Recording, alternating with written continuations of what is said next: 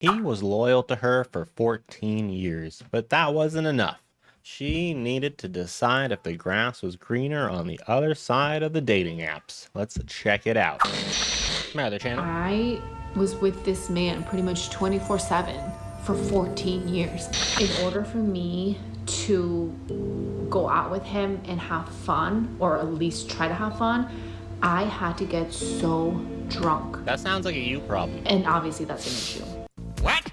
Exactly. She traded 14 years of stability for single life freedom and somehow made herself the victim.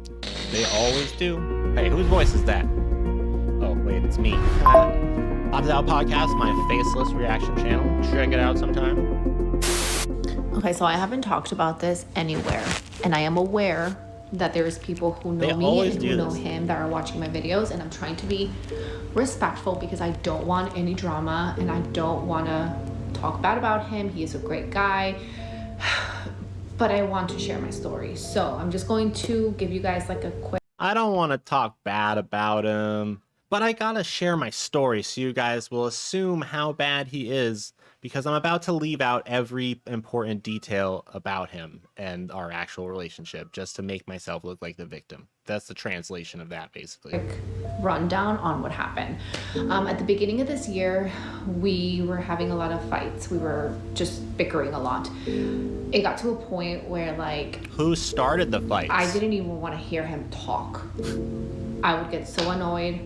That sounds like you were losing the argument and it was probably your fault and you were probably nagging him about something stupid. I was just so unhappy and stressed out all the time. That's when I decided that I needed to make friends. I wanted to get out and do fun things. And we did try to do fun things together, but it just didn't work. It was causing more fights than anything. Another thing that I admit is that in order for me to go out with him and have fun, or at least try to have fun, I had to get so drunk. And obviously, that's what I said. That sounds like a you problem if you have to get drunk to have fun with people. And if you are just, I feel like you're just using, maybe that's just an excuse for you to spend money on drinks. I don't know, but that's crazy. That's an issue. My anxiety was so bad, I ended up in a hospital for 2 days due to a severe panic attack. And when that happened, I realized that I was unhappy and I needed to change something. He thought they were working through standard marriage issues while she was actively slamming shots just to survive a trip to Applebee's with him. So I told him, I was like, hey, like, I'm unhappy. I need space. I don't know what we have to do, but like, we need to do something. So he ended up going to his parents. Parents told him, leave her for a month, no contact, don't help her with anything, let her... His parents should have been like, just get rid of her right now if she's actually pulling that BS with you. Figure it out on her own. When I heard this, I was like, bring it on. I could do everything on my own because I have been. I'm a strong, independent woman. Since I was like a little girl, I've always taken care of myself. I had a really messed up childhood, so I'm very hyper independent. So anyways, he left. And he only lasted 3 days. So she just gave away her biggest red flag. She had a really messed up childhood. Now, if the homie husband had listened to her first say that in the beginning and walked away instead of being like, oh no, like, it'll be cool, maybe he would have saved himself these last 14 years and found somebody better. Because usually people who have bad childhoods tend to be stressful people to be in relationships with. So just throwing that out there, guys, if you're ever dating someone who tells you that they had a hard life growing up, or abusive parents or whatever, or absent parents, it sucks for them, but it is a red flag for dating. After 3 days, he came back and he told me, he's like, I don't want to be at my parents.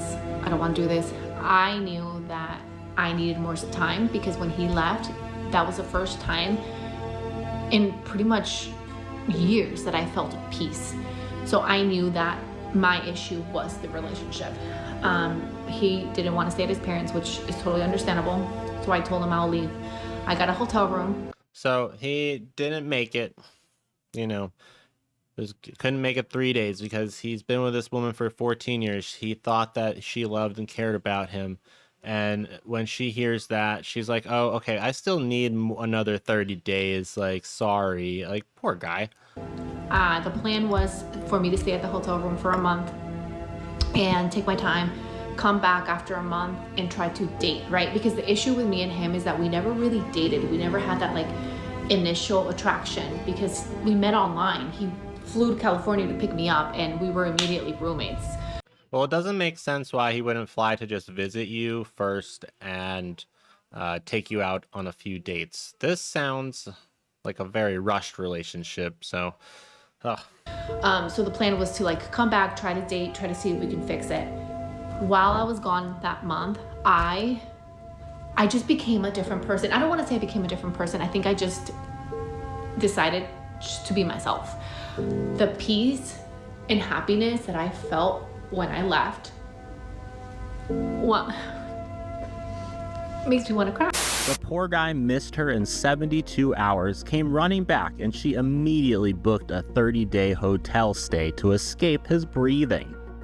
That guy's voice sounds So weird. I knew that my issue was the relationship, right? I didn't want to be in that relationship, and I didn't know until I left. I was with this man pretty much 24/7 for 14 years. So it took her 14 years to figure out that she wasn't happy. You know, maybe if she had realized earlier, like a year or two in, because usually the honeymoon phase is done after like 6 months. And that's when you kind of figure things out. But she stuck around for 14 years being, you know, weird and miserable and then leaves him. So she wasted his time for 14 years. And I wonder if her decision to leave came after she got like a promotion at work or got a decent paying job. So she's like, oh, okay, now I can support myself financially, so I'm out. Because women, I know someone who did that to someone and it was fucked up. Never really had my independence, my space. So when I finally got it, I realized that that was the issue for me. Yeah, I'm she hoping used that good, that 30 though. sense. I'm just kind of ranting. So anyways, after that month, I told him I can't do this. The thought about going back brought me to tears, and I did have this conversation with him, and I was like, I can't do this. So I ended up extending my stay at the hotel room for another month while I looked for my own place, and I did. I found my own place pretty quickly. I moved in here, my apartment, at the beginning of May. So I left March, and then by the beginning of May, I already had like my apartment all set up. And I've been on my own since then. I've had ups, I've had downs, but I am so happy. If you're so happy, why are you making this video? Do you need people to know about your life? Like no one in your feed was curious about this story at all. And you're saying you're happy, but you have to make the video justifying what you did to tell us that you're happy. Okay. I don't regret anything. It does suck at times to be alone, but I am surrounded by people who love me. I've made amazing friends who are there for me no matter what. And again, I wouldn't change anything because I am finally happy. I'm finally at peace. Yes, I miss my dogs. 14 years down the drain because she got one taste of solo Airbnb vibes, bought a houseplants aesthetic, and realized she preferred quiet over commitment. Yeah. You know, when I found this clip on TikTok, it doesn't seem like it was that long ago. So maybe I'll check back in 6 months and see updates on how dating is going for her and how it's going being divorced. Yes, sometimes I think about my past life with him, and not me and him, but like his entire family. Like, nobody has reached out to me, which is fine. But it kind of hurts a little bit because obviously they're not going to reach out to you. Abandon him after 14 years and play games with his heart. Of course they're not going to. His family is not your family. You lose that access once you hurt someone. I was part of that family for 14 years and they just threw me away like I was garbage. Yeah. Congratulations, you played yourself. Exactly. Not one person reached out to see if I was okay. Cheap, Yeah, because you hurt the child, you hurt their family member. It wasn't like he died or something and you're still like close with them because you never stopped loving them. It's like you literally just told this guy basically I don't love you anymore after 14 years and you want access to his family and personal life? No. Personally nuked his entire world, moved into her own apartment to start hitting the dating apps, and is genuinely offended his mother didn't send her an edible arrangement. The entitlement here is on a national level. So yeah, that's a long story short explanation of what happened. Obviously he's heartbroken. I didn't even answer your question. He's heartbroken. He's Poor guy. struggling. He's having a hard time, but I truly believe that he's going to be okay and he's going to find the person that truly How can you speak for him like that? loves him and gives him what he wants and needs. She completely wrecked his life for a temporary Jokes. vibe shift, but her closing argument reveals she knew she was the problem all along. Stick around to watch her try to turn abandoning a good man into a self-care victory. Smash that like button, subscribe for more breakdowns, and comment below. Yeah, Did she subscribe to find me, also herself some or guy just throw reacts, away and a also gem? check out See you Opted next Out time. podcast. Because Well, I know you talking wasn't over that stuff. person. 100%. I did not give him what he wanted when he needed.